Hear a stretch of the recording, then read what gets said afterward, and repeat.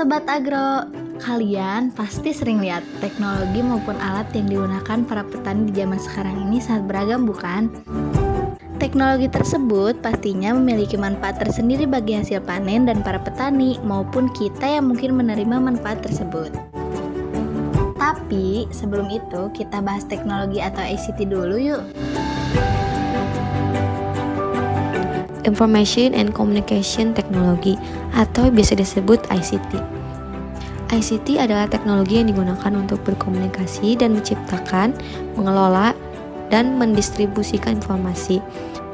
ICT mencakup berbagai perangkat dan teknologi seperti komputer, internet, telepon, televisi, radio, dan peralatan audio visual lainnya. ICT terbagi menjadi dua aspek utama. Yang pertama, teknologi informasi. Teknologi informasi berfokus pada proses penggunaan alat bantu, manipulasi, dan pengelolaan informasi. Dan yang kedua, teknologi komunikasi. Teknologi komunikasi berfokus pada penggunaan alat bantu untuk memproses dan mentransfer data dari satu perangkat ke perangkat lain. ICT memiliki berbagai manfaat dan diterapkan dalam berbagai bidang, termasuk bidang pendidikan, manajemen data, desktop publishing, word processing, organisasi, manajemen media sosial, dan penelitian. Misalnya, untuk pendidikan, ICT dapat digunakan untuk e-learning yang memudahkan proses belajar dan dengan menyediakan materi yang dapat diakses kapan saja dan di mana saja. Dalam manajemen data, ICT membantu dan mengelola database dan perangkat lunak untuk mengelola data dengan efisien. Untuk desktop publishing, menggunakan ICT untuk menggunakan dokumen visual yang menarik. Sementara word processing memanfaatkan perangkat lunak khusus untuk mengelola kata dan data. Sejarah perkembangan teknologi informasi dan komunikasi atau TIK juga tak lepas dari sejarah peradaban manusia di bumi ini. Pada zaman dulu, penyampaian informasi juga dilakukan mulai dari gambar-gambar yang terletak pada dinding gua, peletakan tonggak sejarah berupa prasasti, sampai saat ini kita mengenal internet sebagai sarana atau alat penyampaian informasi yang begitu cepat. Berikut ini adalah sejarah perkembangan teknologi informasi dan komunikasi mulai dari zaman prasejarah sampai ke zaman modern sekarang ini. Dimulai dari masa prasejarah. Pada zaman ini, teknologi informasi dan komunikasi yang dilakukan oleh manusia berfungsi sebagai sistem untuk pengenalan bentuk-bentuk yang manusia kenal. Untuk menggambarkan informasi yang diperoleh, mereka menggambarkannya pada dinding-dinding gua tentang berburu dan binatang buruannya. Pada masa ini, manusia mulai mengidentifikasi benda-benda yang ada di sekitar lingkungan tempat tinggal mereka, kemudian melukiskannya pada dinding gua tempat tinggalnya. Awal komunikasi mereka pada zaman ini hanya berkisar pada bentuk suara dengusan dan menggunakan isyarat tangan. Pada zaman prasejarah mulai diciptakan dan digunakan alat-alat yang menghasilkan bunyi dan isyarat, seperti gendang, trompet yang terbuat dari tanduk binatang, dan isyarat asap sebagai alat pemberi peringatan terhadap bahaya. Pada tahun 3000 sebelum Masehi, untuk yang pertama kalinya, tulisan digunakan oleh bangsa Sumeria dengan menggunakan simbol-simbol yang dibentuk dari piktografi sebagai huruf.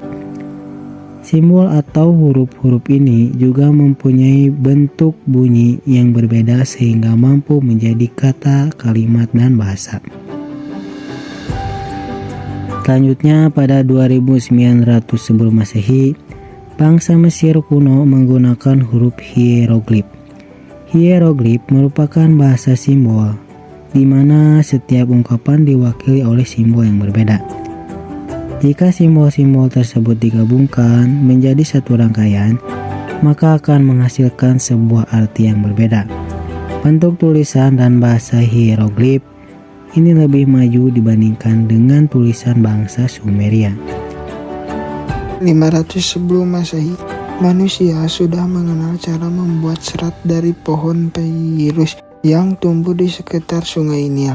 Serat papyrus dapat digunakan sebagai kertas. Kertas yang terbuat dari serat pohon papyrus menjadi media untuk menulis atau media untuk menyampaikan informasi yang lebih kuat dan fleksibel dibandingkan dengan lempengan tanah liat yang sebelumnya juga digunakan sebagai media informasi. 105 Masehi. Pada masa ini, bangsa Cina berhasil menemukan kertas. Kertas yang ditemukan oleh bangsa Cina pada masa ini adalah kertas yang kita kenal sekarang. Kertas ini dibuat dari serat bambu yang dihaluskan, disaringkan, dicuci, kemudian diratakan dan dikeringkan. Penemuan ini juga memungkinkan sistem pencetakan yang dilakukan dengan menggunakan blok kayu yang ditoreh dan dilumuri oleh tinta atau yang kita kenal sekarang dengan sistem cap. Masa modern 1400 Masehi sampai dengan sekarang. Pada 1455, untuk pertama kalinya Johann Gutenberg mengembangkan mesin cetak dengan menggunakan plat huruf yang terbuat dari besi dan dapat diganti-ganti dalam bingkai yang terbuat dari kayu. Tahun 1830, Augusta Lady Byron menulis program komputer yang pertama di dunia. Ia bekerja sama dengan Charles Babbage menggunakan mesin analytical yang didesain sehingga mampu memasukkan data, mengolah data, dan menghasilkan bentuk keluaran dalam sebuah kartu. Mesin ini dikenal sebagai bentuk komputer digital yang pertama, walaupun cara kerjanya lebih bersifat mekanis daripada bersifat digital. Tahun 1837, telegraf dan penemunya Samuel Morse mengembangkan telegraf dan bahasa kode Morse bersama Sir William Cooke dan Sir Charles Wheatstone. Morse menggunakan kode-kode sederhana untuk mewakili pesan-pesan yang ingin dikirimkan dengan menggunakan pulsa listrik melalui kabel tunggal. Namun, sinyal-sinyal yang dapat dikirim dengan baik hanya berada dalam jarak 32 km. Untuk jarak yang lebih jauh, sinyal-sinyal yang diterima menjadi terlalu lemah untuk direkam. Kemudian, Morse membangun peralatan relay yang ditempatkan di setiap 32 km dari stasiun sinyal. Relay tersebut berfungsi untuk mengulangi sinyal yang diterima dan mengirimkannya kembali ke 32 km berikutnya. Relay terdiri dari saklar yang dioperasikan secara elektromagnetik. Sistem telegraf kemudian segera digunakan untuk bisnis yang membutuhkan pengiriman pesan secara cepat untuk jarak yang jauh, seperti surat kabar dan pesan untuk perjalanan kereta api. Selanjutnya, pada tahun 1877, ilmuwan Alexander Graham Bell menciptakan dan mengembangkan telepon yang dipergunakan pertama kali secara umum. Pada 1879, sistem pemanggilan telepon mulai menggunakan nomor yang menggantikan sistem pemanggilan nama. Hal ini untuk mencegah operator yang tidak mengenal semua pelanggan. Sistem penomoran telepon menggunakan huruf dan angka, di mana nomor telepon menggunakan sistem 2 huruf dan 5 digit angka. Dan selanjutnya pada tahun 1889, ilmuwan Hermann Hollerith menerapkan prinsip kartu perforasi untuk melakukan perhitungan. Tugas pertamanya adalah menemukan cara yang lebih cepat untuk melakukan perhitungan bagi Biro Sensus Amerika Serikat. Sensus yang dilakukan pada 1880 membutuhkan waktu 7 tahun untuk menyelesaikan perhitungan. Dengan berkembangnya populasi, Biro Sensus tersebut memperkirakan bahwa dibutuhkan waktu 10 tahun untuk menyelesaikan perhitungan sensus. Hollerith menggunakan kartu perforasi yang memasukkan data sensus yang kemudian diolah oleh alat tersebut secara mekanik. Sebuah kartu dapat menyimpan hingga 80 variabel. Dengan menggunakan alat tersebut, hasil sensus dapat diselesaikan dalam waktu 6 minggu. Selain memiliki keuntungan dalam bidang kecepatan, kartu tersebut berfungsi sebagai media penyimpan data. Tingkat kesalahan perhitungan juga dapat ditekan secara drastis. pada 1931, Vannevar Bush membuat sebuah kalkulator untuk menyelesaikan persamaan diferensial. Mesin tersebut dapat menyelesaikan persamaan diferensial kompleks yang selama ini dianggap rumit oleh kalangan pelajar dan mahasiswa. Mesin tersebut sangat besar dan berat karena ratusan gerigi dan poros yang dibutuhkan untuk melakukan perhitungan. Pada 1939, Dr. John V. Atanasov dan dibantu oleh Clifford Berry berhasil menciptakan komputer elektronik digital pertama. Sejak saat ini, komputer terus mengalami perkembangan sehingga menjadi semakin canggih. Mengenai sejarah perkembangan komputer ini akan dijelaskan pada bagian berikutnya. Tahun 1973 sampai dengan 1990. Pada masa ini, istilah internet diperkenalkan dalam sebuah paper tentang TCP atau IP. Secara harfiah, internet diartikan sebagai rangkaian komputer yang berhubung di dalam beberapa rangkaian pusat yang membentuk internet. Diawali pada 1969 sebagai ARPANET yang dibangun oleh ARPA. Beberapa penyelidikan awal yang disumbang oleh ARPANET diantaranya adalah kaidah rangkaian tanpa pusat, teori queuing, dan kaidah pertukaran paket.